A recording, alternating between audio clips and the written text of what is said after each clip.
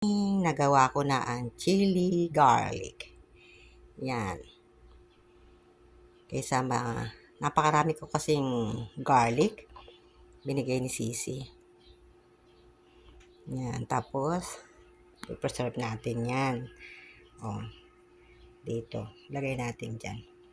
Pakuluan ko muna. O, diba? Nagawa ko ng chili garlic.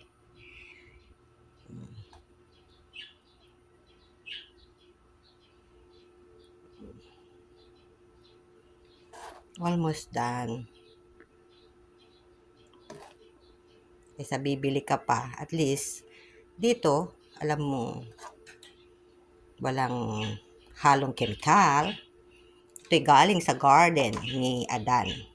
Pakita ko sa susunod yung garden ng hubby. O, diba?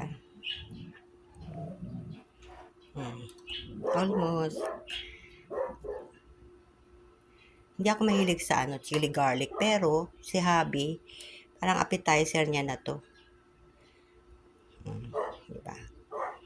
Healthy po ang ginamit kong oil dyan. Olive oil. From New Zealand. Lang. Thank you guys.